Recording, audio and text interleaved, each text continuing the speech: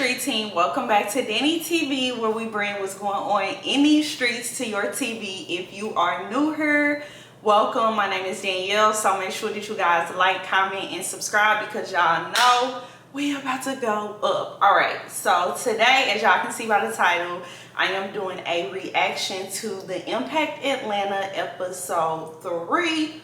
What y'all drinking on today? I did me a little remix drink or whatever. Let me show y'all real quick.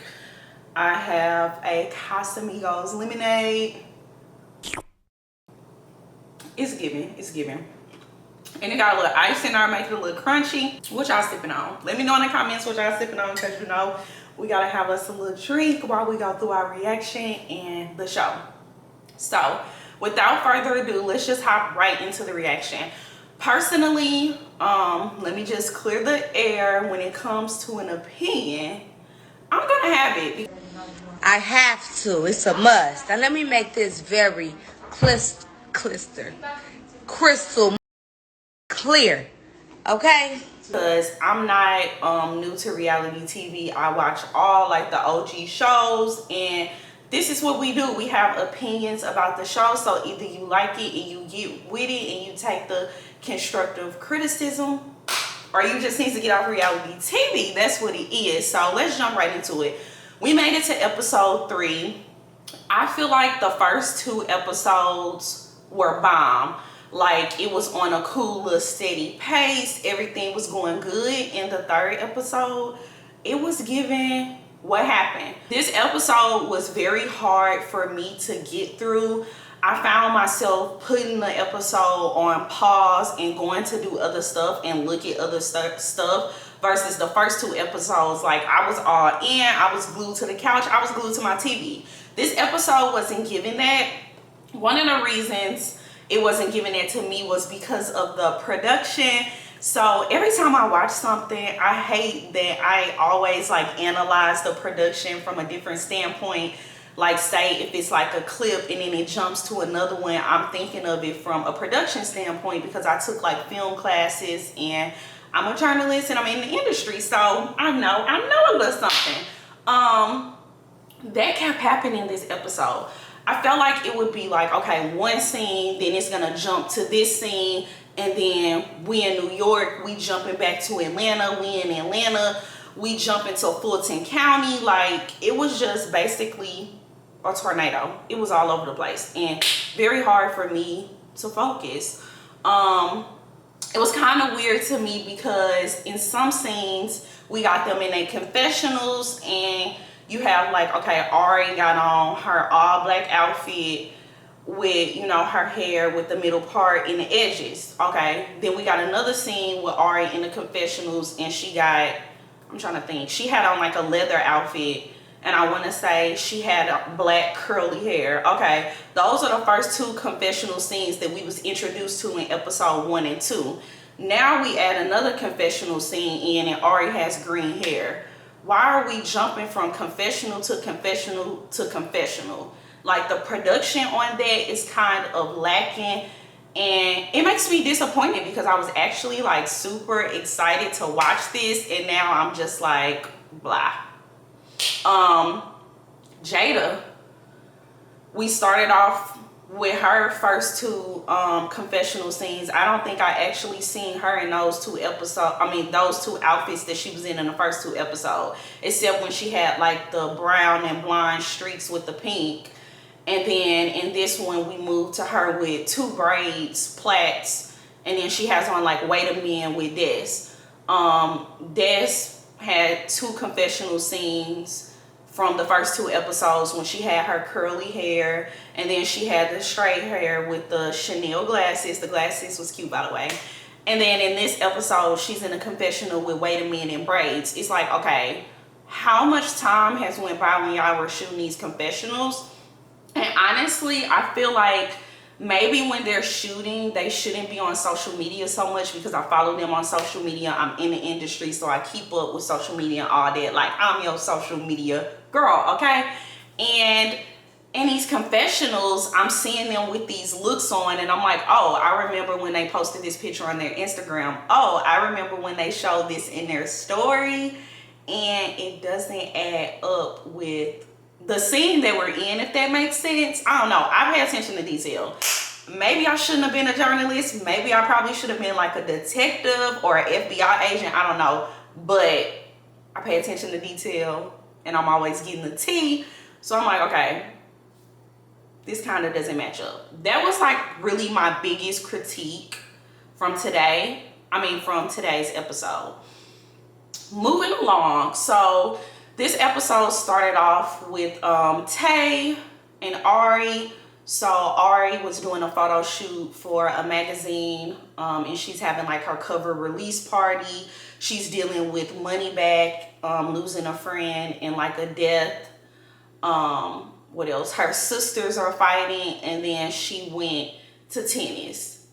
The biggest takeaway from this episode to me, in my opinion, was that Ari is not the big bad wolf. A lot of times Ari get online and she be saying her smart stuff and she be clapping back, but we're seeing a sensitive, we're seeing a relatable, we're seeing a soft, a feminine side of Ari, where it's like, okay, I don't have to always be tough and about that action. I can be soft and feminine and show emotion.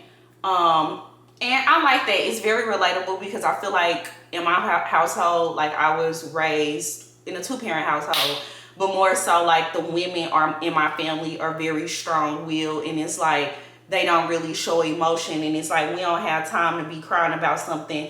Get over that and move on. So seeing Ari like be that person, and now she's being more relatable, like it makes me like her even more, and be more understanding and liking of her character and personality on this show, because she's being open, vulnerable, and very relatable. We saw her touch bases on her brother Kyle. Anyone that follows her on social media knows that her brother Kyle passed away. We never heard the story of why, but you do know that there was something big in her life that has took a toll on her, and she does express that. So I like seeing her just show her emotion, that different side of her. I like seeing her with her family. And I also like that she was like, life is kicking my butt right now. I got all this stuff going on, but at the end of the day, I'm about my business, and we about to get through this photo shoot. So that pretty much sums up Ari's scene in a nutshell. And then it was the conversation with Ari, Tay, and Jada. I feel like social media really hyped that conversation up, because when the scene happened on the show, it was like, oh, okay, like they were on FaceTime. They were joking and laughing, or maybe they wasn't joking. They were saying what they said, like, you never come to stuff, and I'm having a party. I invited you. And, they said what they said to Jada, and that was like the end of it. Jada said what she said, and it was the end of it. It was very much hyped up on social media. Like, Jada was kind of on the blogs saying stuff that it was like, being gassed and stuff. But I was confused, because I was like, well, they said it like to your face. And I didn't take offense to it, because I honestly feel like y'all cool and y'all friends, and they all was laughing and saying, what they had to say. And my thing is, y'all was on the phone when y'all recorded this scene and seen it. So why do we have to get online and talk about it when the public see it, when they literally, said it to your face? I'm the type of person, if we cool and you got a problem and we said what we said in person, that's fine, but we don't bring nothing to the internet, because once it hit the internet and I feel like you playing with me, it's going to be a problem. So I don't know. I can kind of see the internet hyping this Jada versus Ari beef up. I honestly don't think it was that serious, because when I was like taking my notes doing this recap, I literally forgot about that little scene on FaceTime, because it wasn't a big deal to me.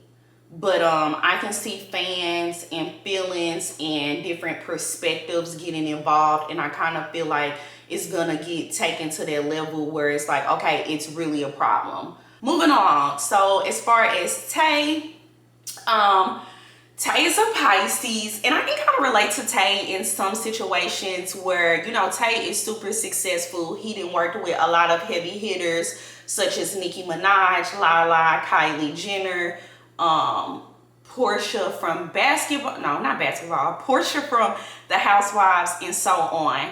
he wants to open up in a salon, and he was talking about it, you know, with his family and his mom and stuff like that. And one of the things that stuck out to me was that Tay said that he was scared.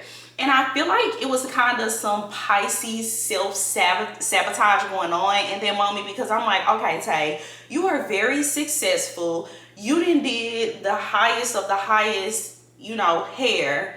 Why are you afraid to open up your shop? Because you're super successful. But I feel like he's kind of just overthinking it and, you know, having some little self-sabotage moments. I would definitely be here for Tay opening up a shop. My question is, if he opens up a shop, is he going to do regular people hair, or is he going to just stick to his celebrity clientele?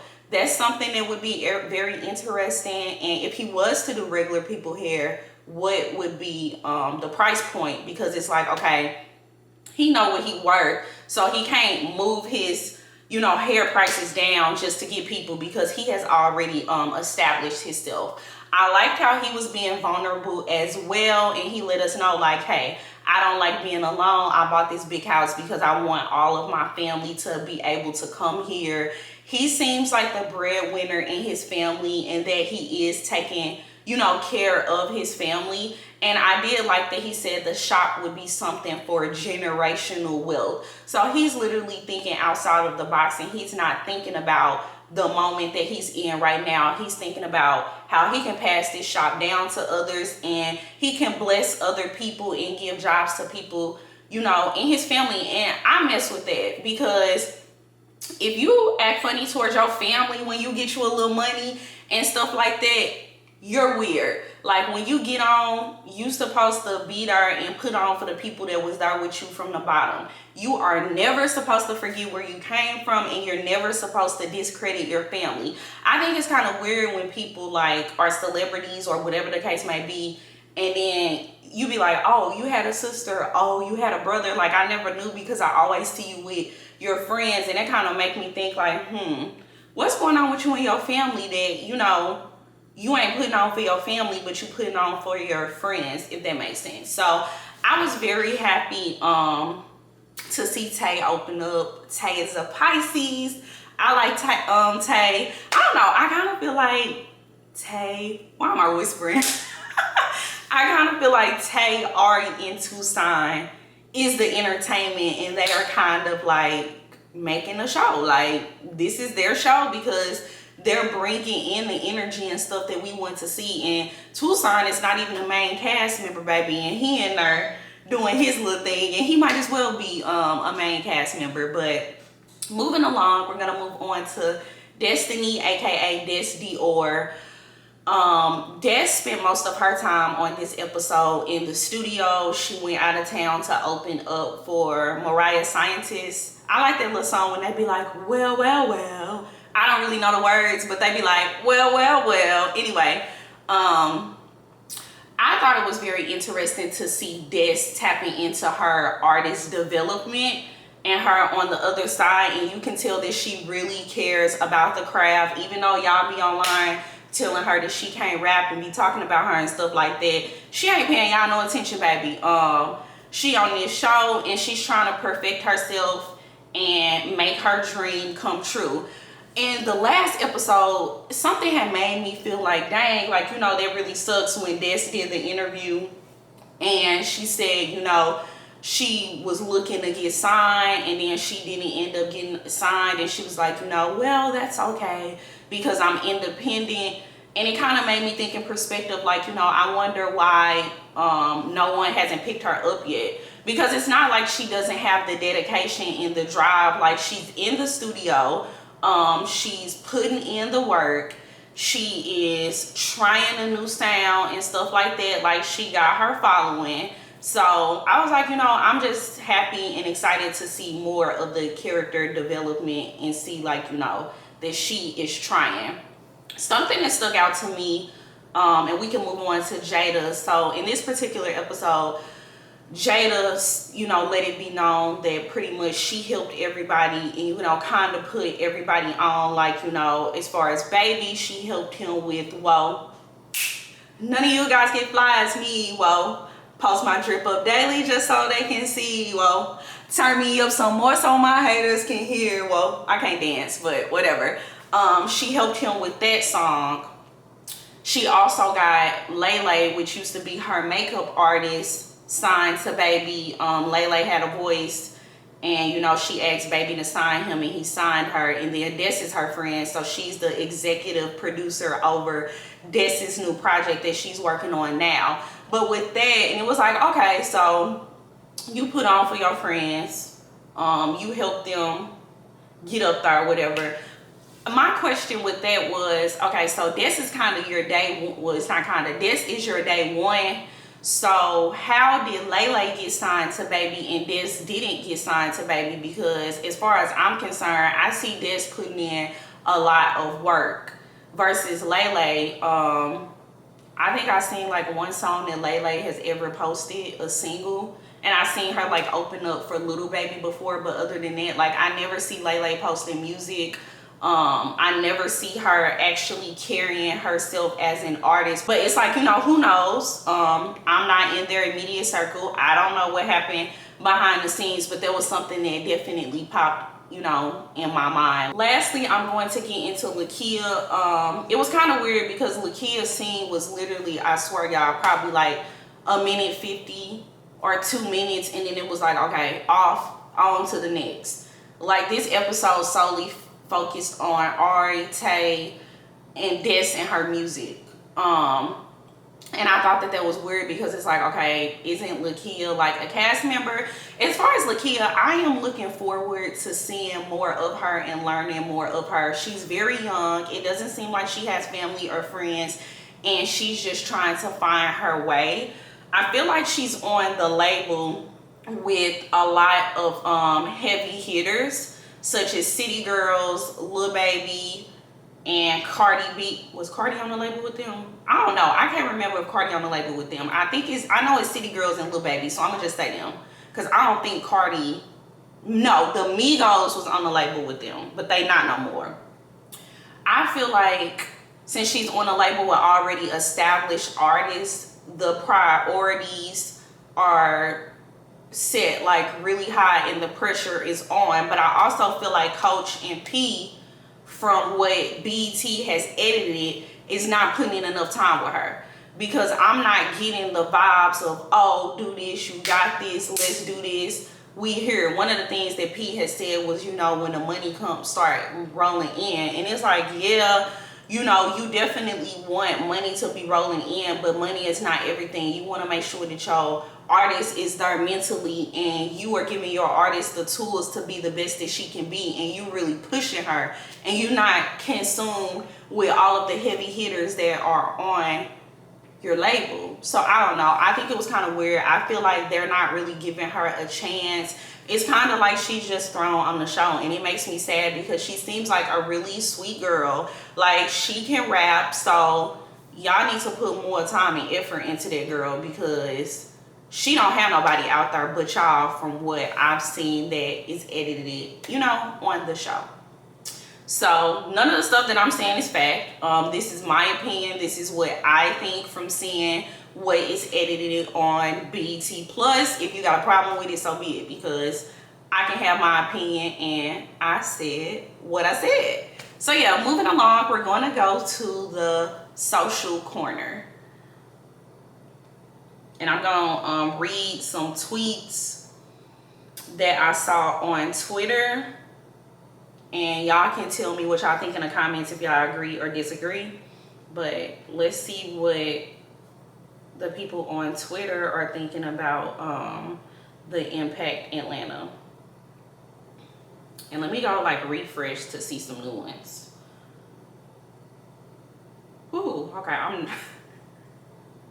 y'all, I just saw one that is like so messy, and I'm not going to even read it because it is like so messy. Okay, so I'm sitting here looking at myself in a viewfinder, and then I see my blinds like in a reflection, and then I'm like, this is definitely a production area. This is definitely a production mishap. I feel like I should record it, but I also feel like, bro, who got time for that? Like, everything ain't gotta be so perfect. Okay, anyway. If they mention finding Lakia off Instagram one more time, I'ma lose it. We need to see more from Lakia. I understand she's talking about her music, but we need to see her with friends and family. Right, because they running her story into the ground. And I can get with that. Like, we need to see her being more personable so we can honestly get a feel for her and see how she interact with others and, you know, get to know her. Like I said before, they're not doing her really any justice. Jada should definitely go on stage with Des. She would have did it for Lele or Baby. Woo!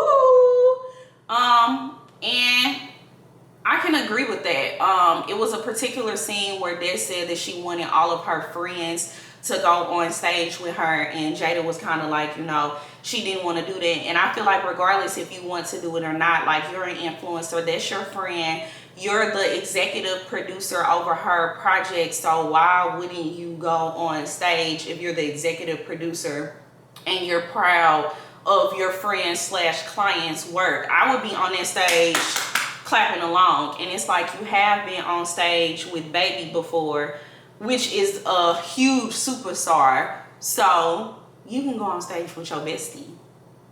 Like, it's that simple.